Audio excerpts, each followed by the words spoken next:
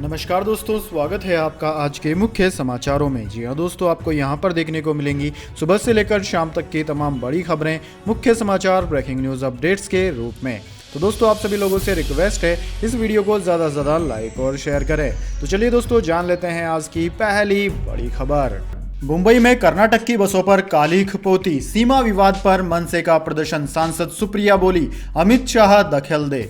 जी हां दोस्तों, महाराष्ट्र कर्नाटक सीमा विवाद हिंसक होता जा रहा है। बुधवार को नवी मुंबई में मनसे कार्यकर्ताओं ने कर्नाटक की बसों पर ब्लैक पेंट स्प्रे कर विरोध जताया। वहीं सोलापुर में भी स्थानीय संगठनों ने कर्नाटक की बसों पर कर्नाटक सीएम बोम्मई की फोटो लगाकर ब्लैक पेंट स्प्रे किया। उधर लोकसभा में एनसीबी सांसद सुप्रिया सुले ने कहा कि पिछले 10 दिनों से महाराष्ट्र में एक मुद्दा चल रहा है। हमारे पड़ोसी राज्य कर्नाटक के सीएम नॉनसेंस बोल रहे हैं। वे महाराष्ट्र को अलग करने की बात कर रहे हैं। दोनों ही राज्य भाजपा शासित हैं। महाराष्ट्र के लोगों को कल कर्नाटक में जाने पर पीटा भी गया। यह एक देश है। मैं केंद्रीय गृह मंत्री अमित शाह से आग्रह करती हूं कि वे अब इस मुद्दे पर बोलें।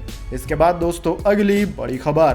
15 साल बाद एमसीडी की सत्ता से भाजपा आउट, बीजेपी को 104, आम आदमी पार्टी को 134 सीटें। केजरीवाल बोले प्रधानमंत्री मोदी के आशीर्वाद से विकास करेंगे। जी हां दोस्तों, दिल्ली नगर निगम यानी कि एमसीडी में पिछले 15 साल से काबिज भाजपा का पत्ता साफ हो गया है। आम आदमी पार्टी ने यहां बहुमत से जीत दर्ज की है। स्टेट इलेक्शन कमीशन के मुताबिक 250 सीटों वाले एमसीडी में आम आदमी पार्टी को 134 सीटें मिली है, जो बहुमत से 8 ज्यादा है। वहीं भाजपा को 104, कांग्रेस को 9 और 3 सीटों पर निर्दलीय प्रत्याशियों की जीत हुई है। एमसीडी में आम आदमी पार्टी की जीत पर सीएम अरविंद केजरीवाल ने दिल्ली की जनता को बधाई दी। पार्टी ऑफिस में कार्यकर्ताओं को संबोधित करते हुए उन्होंने कहा कि दिल्ली की जनता ने अपने बेटे और भाई को दिल्ली की सफाई और भ्रष्टाचार खत्म करने की जिम्मेदारी दी है। हमें केंद्र सरकार का भी सहयोग चाहिए, प्रधानमंत्री जी का भी आशीर्वाद चाहिए। दोस्तों, आपकी जानकारी के लिए बता दें, बीजेपी पिछले 15 सालों से एमसीडी की कुर्सी पर बनी हुई थी, लेकिन इस बार आम आदमी पार्टी ने भाजपा को हरा दिया है।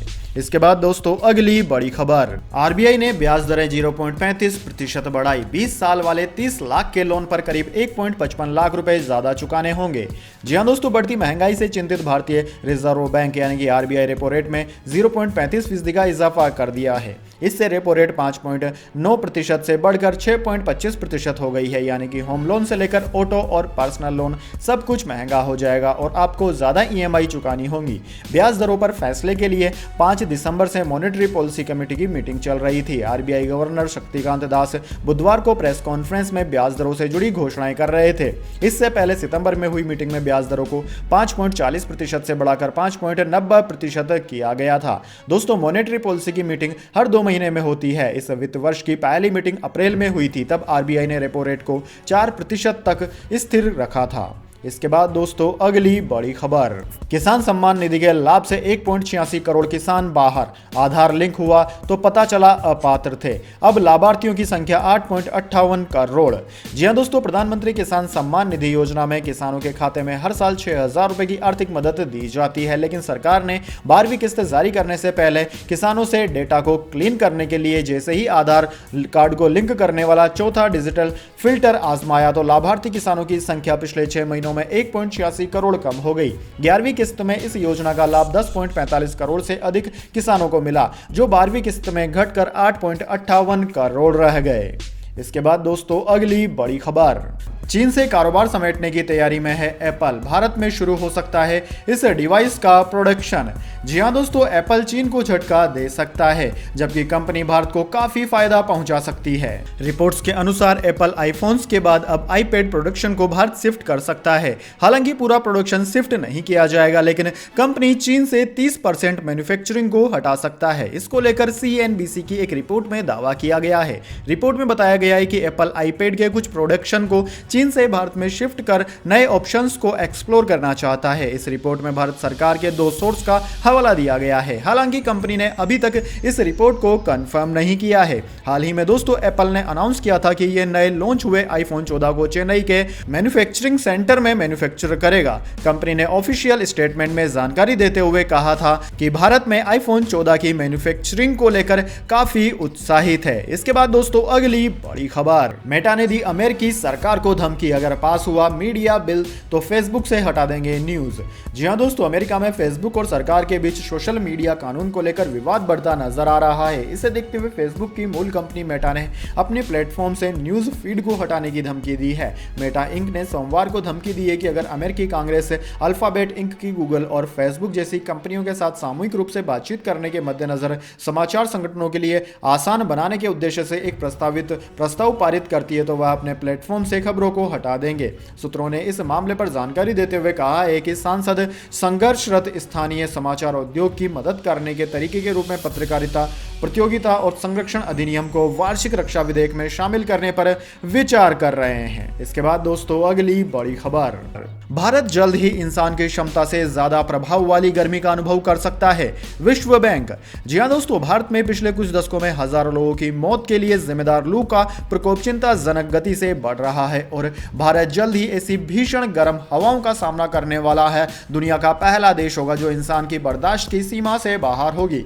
एक नई रिपोर्ट में यह चेतावनी दी गई है। विश्व बैंक की भारत में शीतलन क्षेत्र में जलवायु निवेश के अवसर शीर्षक वाली रिपोर्ट में कहा गया है कि देश अपेक्षाकृत ज्यादा गर्मी का सामना कर रहा है जो जल्द शुरू हो जाती है और कहीं ज्यादा समय तक रहती है। इसके बाद दोस्तों अगली बड़ी खबर, IRCTC दे रहा है बैंकॉक और पटाया घूमने का मौका, रहना खाना सब फ्री।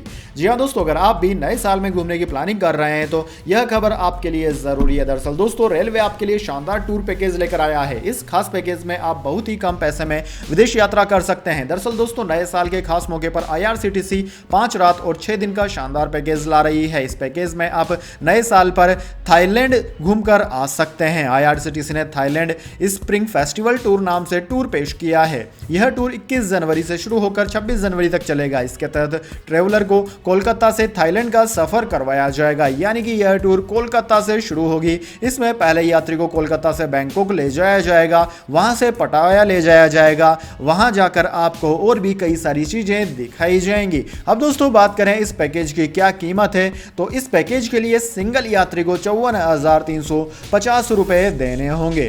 इसके बाद दोस्तों अगली बड़ी खबर, हिमाचल प्रदेश पार्टी विरोधी गतिविधियों की वजह से कांग्रेस ने 30 नेताओं को निकाला।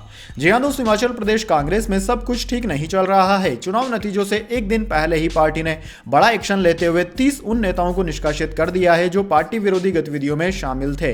अभी के लिए इन नेताओं को आगामी 6 साल के लिए पार्टी की प्राथमिक सदस्यता से निष्कासित कर दिया गया है। जो लिस्ट सामने आई है उसके मुताबिक पार्टी ने धीरेन्द्र सिंह चौहान, संतोष डोगरा समेत कई सारे बड़े नेताओं को पार्टी से निकाल दिया है। इसके बाद दोस्तों अगली बड़ी खबर, यूक्रेन के राष्ट्रपति जेलेंस्की को टाइम मैगजीन ने चुना पर्सन ऑफ द ईयर, जंग में पुतिन से ले रहे हैं टक्कर।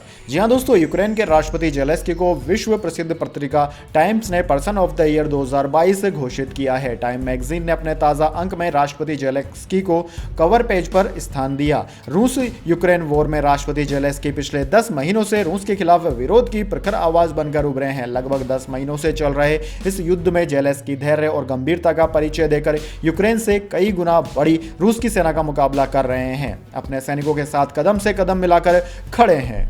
इसके बाद दोस्तों अगली बड़ी खबर, सिद्धू मूसेवाला हत्या केस में पंजाबी सिंगर बब्बू मान से पूछताछ, SIT के सामने हुए पेश। जी हां दोस्तों, सिद्धू मूसेवाला हत्याकांड की जांच कर रही SIT के सामने आज पंजाबी गायक बब्बू मान की पेशी हुई। उनसे 2 घंटे से ज्यादा समय तक पूछताछ की गई। पूछताछ के दौरान बब्बू मान ने हत्या में अपनी भूमिका से साफ इनकार किया।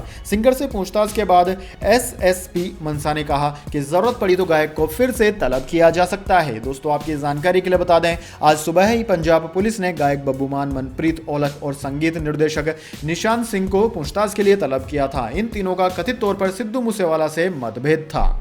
इसके बाद दोस्तों अगली बड़ी खबर, बाबा वेगा प्रेडिक्शन 2023, लेब में पैदा होंगे बच्चे, लाखों मौतें। 2023 के लिए बाबा वेगा की यह है चेतावनी। जी हां दोस्तों, दुनिया में प्रसिद्ध बाबा वेगा की कई भविष्यवाणियां सच साबित होती हैं। बाबा वेगा द्वितीय विश्व युद्ध से लेकर 1996 में अपनी मृत्यु तक काफी प्रसिद्ध रहे। बुल्गारिया की रहस्यवादी बाबा वेगा को अपनी भविष्यवाणियों के लिए अभी भी जाना जाता है। ऐसा कहा जाता है कि बाबा वेगा अपने अनुयायियों को 5079 तक की भविष्य भविष्यवाणियां करके गई थी। उनके अनुयायियों का मानना है कि बाबा वेगा ने 9/11 से लेकर डोनाल्ड ट्रंप के पीएम बनने तक की भविष्यवाणी की थी। बाबा वेगा ने 2022 के लिए भी कुछ भविष्यवाणियां की थी। वहीं उन्होंने बाबा वेगा ने 2023 को लेकर भी कुछ भविष्यवाणियां की हैं। अब वह कितनी सच निकलती और कितनी झूठ, ये तो आने वाला साल ही बता पाएगा। दरअसल दोस्तों, बाबा वेगा ने आधिकारिक तौर पर अपनी भविष्यवाणियों को रिकॉर्ड नहीं किया था, इसलिए इस पर अभी भी बहस होती रहती है कि उन्होंने वास्तव में क्या कहा और क्या नहीं। हालांकि कुछ खास भविष्यवाणियां हैं